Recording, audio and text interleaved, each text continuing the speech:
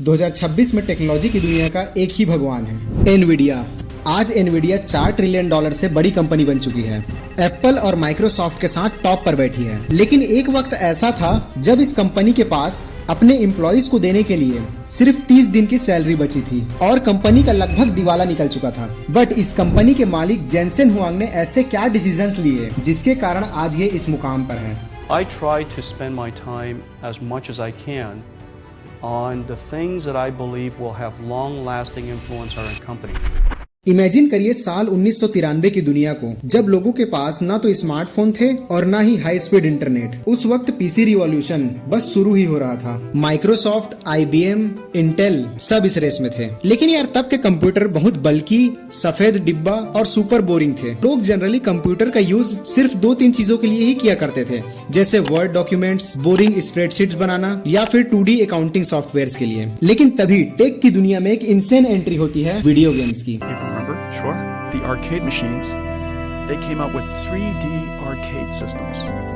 Virtua Fighter, Daytona, Virtual Cop.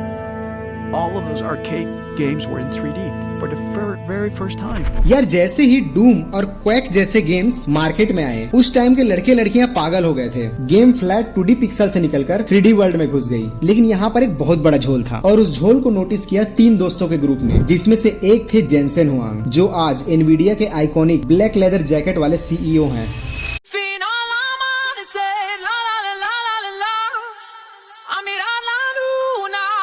NVIDIA CEO Jensen Huang.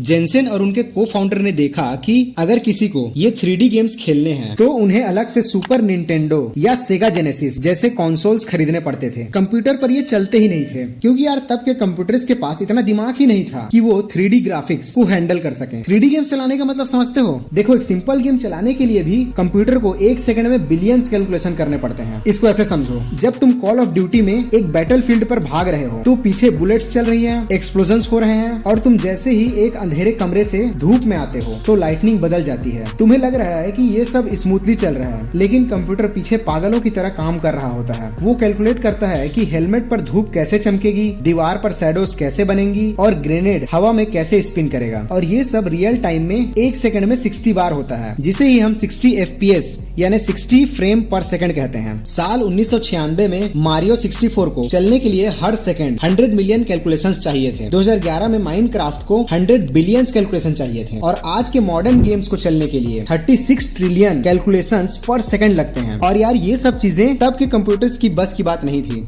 लेकिन Jensen का मानना था कि अगर हम एक ऐसी चिप बना दें जो वीडियो गेम्स के इस क्रेजी प्रेशर को झेल सके तो वो चिप दुनिया का कोई भी काम कर सकती है। अगर हमारी चिप गेम के केओस को सरवाइव कर गई तो वो रॉकेट्स, रोबोटिक्स और मेडिसिन में राज करेगी। इस सोच के साथ 1995 में एनवीडिया ने अपना पहला प्रोडक्ट लॉन्च किया, NV1 चिप। ये चिप एक जादू की तरह पिच की गई थी। NV1 chip that was released in November 1995, Sound Blaster compatible audio systems and 15-pin joystick ports.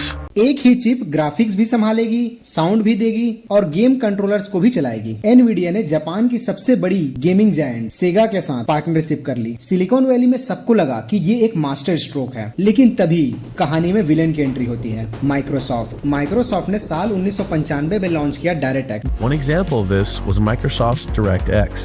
It's the most powerful and efficient graphics API. Microsoft's DirectX APIs only supported triangle primitives. DirectX basically एक rules और tools का set था game developers के लिए। Microsoft ने साफ बोल दिया, अगर विंडोज पीसी पर गेम चलाना है तो हमारे रूल्स को फॉलो करने होंगे और हमारा पहला रूल है कि सब कुछ ट्रायंगल्स का यूज करके ड्रॉ करना होगा। अब समझो एनवीडिया से कहां गड़बड़ हुई। माइक्रोसॉफ्ट बोल रहा था ट्रायंगल्स यूज करो, लेकिन एनवीडिया ने अपनी NV1 चिप बना दी थी कर्व्स पर रेंडर करने के लिए, क्योंकि यार यहाँ एनवीडिया चाहती थी एक स्मूथ और रियलिस्टिक ग्राफिक, पर माइक्रोसॉफ्ट ने स्टैंडर्ड्स ही बदल दिए। यूं कह लो कि एनवीडिया ने गलत ताले की गलत चाबी बना दी थी। यहाँ मेरा कहने का मतलब ये है कि जैसे आप एंड्रॉइड के लिए ऐप बना रहे हो और आपको बोला जाए कि इसको iOS पर बिना किसी थर्ड पार्टी टूल के चलाओ, तो यार डेफिनेटली इसमें आपको काफी प्रॉब्लम्स आएंगी और हो सकता है आपको स्क्रैच से बनाना पड़े अपने एप्लीकेशन को। यहाँ भी वैसे ही नतीजा ये हुआ कि NV1 चिप जो था वो सुपर फ्लॉप हो गई। मार्केट से 2.5 लाख यूनिट्स में से 2,39,000 यूनिट डिस्ट्रीब्यूटर्स ने एनवीडिया को वापस लौटा दिए। कंपनी बर्बाद होने के कगार पर आ गई। जेनसन को सेगा के पास जाकर भीख मांगनी पड़ी थी कि प्लीज हमारा कॉन्ट्रैक्ट तोड़ दो और हमें थोड़े पैसे दे दो ताकि हम सरवाइव कर सके। एनवीडिया बैंकरप्सी से सिर्फ 30 दिन दूर थी।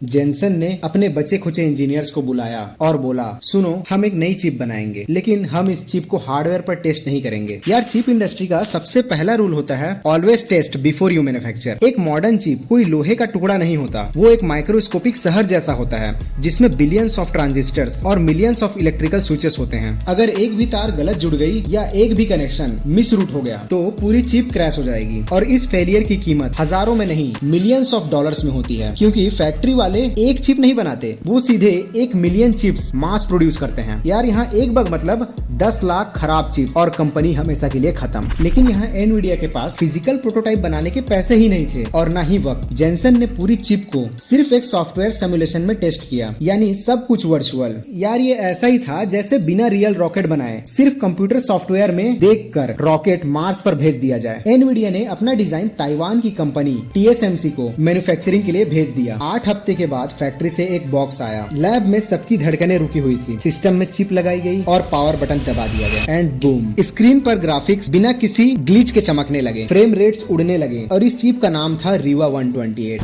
NVIDIA designed its first high-performance graphics chip in 1997. The Riva 128, which stands for Real-Time Interactive Video and Animation Accelerator, was a pretty impressive GPU.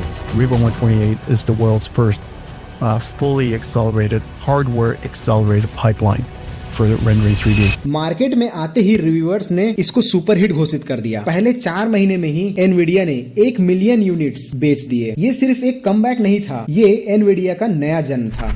Riva 128 से एनवीडिया के पास पैसे तो आ गए, पर यार तब उस टाइम पे सिलिकॉन वैली के हर गली में एक नई चिप कंपनी खुल रही थी। लेकिन सोचने वाली बात ये है कि एनवीडिया इन सब से आगे कैसे निकल गई। देखो, साल 1999 में एनवीडिया ने एक और चिप निकाली, GeForce 256, और इसके साथ उन्होंने दुनिया को एक नया शब्द दिया, GPU, यानी ग्राफिक्स प्रोसेसिंग यूनिट। अब यहाँ तुम कहोगे कि CPU और GPU में फर्क क्या है, दोनों तो चिप ही है ना। लेकिन यार, यहाँ एक एग्जांपल से समझो। जैसे CPU एक हाई लेवल साइंटिस्ट की तरह है, वो बहुत कॉम्प्लेक्स काम कर सकता है, लेकिन एक बार में वो 1 या 2 ही काम करेगा। वहीं GPU एक साथ हजारों छोटे छोटे वर्कर्स की तरह काम करते हैं। वो पैरेलल प्रोसेसिंग करता है। गेमिंग में जब हर सेकंड लाखों पिक्सल्स, शैडोज और बुलेट्स को एक साथ रेंडर करना होता है, तो GPU अपनी इसी पैरेलल प्रोसेसिंग की ताकत से सारे काम एक झटके में कर देता है। लेकिन यार, जेनसन यहाँ भी नहीं रुके। उन्होंने फिर से एक ऐसा काम किया जो कोई होशमंद CEO नहीं करता। 2006 में एनवीडिया ने अपना सारा प्रॉफिट एक ऐसी चीज बनाने में झोंक दिया जिसका मार्केट में कोई वजूद ही नहीं था। उन्होंने बनाया CUDA, यानी compute unified device architecture. CUDA एक ऐसा सॉफ्टवेयर प्रोग्रामिंग मॉडल था जो एनवीडिया के चिप्स की ताकत को गेमिंग से निकालकर जनरल पर्पस कंप्यूटिंग के लिए खोल रहा है। यानी CUDA की वजह से अब एक साइंटिस्ट भी एनवीडिया के चिप का यूज कर सकता था डिसीज सिमुलेशन के लिए। सिमिलरली नासा रॉकेट्स के रास्ते कैलकुलेट करने के लिए या वेदर फोरकास्टिंग के लिए यूज कर सकते थे। लेकिन दिक्कत पता है क्या थी? CUDA अपने टाइम से 10 साल आगे था। यार, ये वैसा ही था जैसे कि इंसान ने रॉकेट इंजन तो बना दिया, पर अभी तक किसी को स्पेस में जाना ही नहीं है। देखो, साल 2006 में ना तो सेल्फ ड्राइविंग कार थी, ना चैट GPT था, ना बड़े AI मॉडल्स थे। लोग अभी भी सिंपल कैलकुलेटर्स और एल्गोरिदम्स का यूज कर रहे थे। एनवीडिया ने उन्हें सुपर कंप्यूटर थमा दिया था, पर उन्हें चलाना नहीं आता था। पूरे 6 साल तक एनवीडिया ने इस CUDA पर अरबों डॉलर्स खर्च किए। यहाँ तक कि वॉल स्ट्रीट भी उन्हें ताने मारता रहा। उनका स्टॉक क्रैश हो रहा था, पर जेनसन ने हार नहीं मानी। उन्हें पता था कि उनका टाइम आएगा।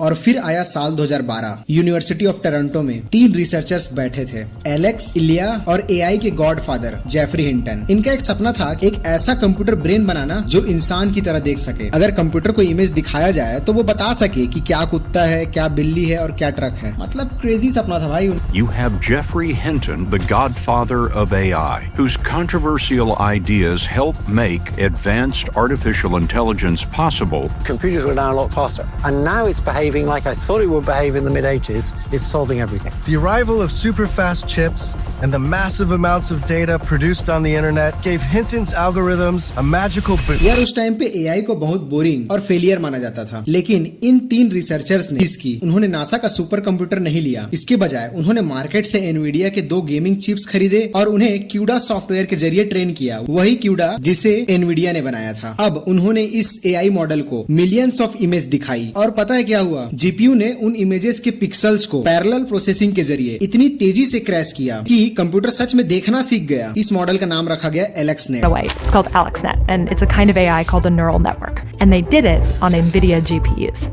All of a sudden, GPUs weren't just a way to make computers faster and more efficient. They're becoming the engines of a whole new way of computing. 30 सितंबर 2012 को ImageNet नाम के सबसे बड़े AI कंपटीशन में AlexNet ने पूरी दुनिया के एल्गोरिदम्स को बुरी तरह हरा दिया। उसने ऐसी एक्यूरेसी दिखाई जो पहले नामुमकिन लगती थी, और उस दिन पूरी टेक इंडस्ट्री को समझ आया CUDA का वो पावर जिसे जेनसेन हुएंग ने 6 साल पहले ही बना दिया था। यार, इस कंपटीशन में AlexNet के उस चमत्कार ने पूरी दुनिया में AI रिवोल्यूशन की शुरुआत कर दी। गूगल ने अपनी सर्च और ट्रांसलेशन बेटर करने के लिए एनवीडिया चिप्स खरीदा। फेसबुक ने फेस रिकॉग्निशन के लिए चिप्स उठाए। इलॉन मस्क ने टेस्ला सेल्फ ड्राइविंग कार के लिए एनवीडिया चिप्स का स्टॉक भर लिया, और ओपन एआई ने इसी एनवीडिया चिप और क्यूडा का यूज करके बनाया चैट जीपीटी। आज की डेट में चाहे गूगल हो, माइक्रोसॉफ्ट हो, मेटा हो या ओपन एआई, सबके बैकएंड में 2 ही चीजें कॉमन है, एनवीडिया जीपीयू और एनवीडिया क्यूडा सॉफ्टवेयर। एनवीडिया सिर्फ एक चिप कंपनी नहीं है, वो उस सोने की खदान में फावड़ा बेचने वाली सबसे बड़ी दुकानदार बन गई है, जिसके बिना एआई का चलना नामुमकिन है। I wish for you to love your work as much as I've loved my work.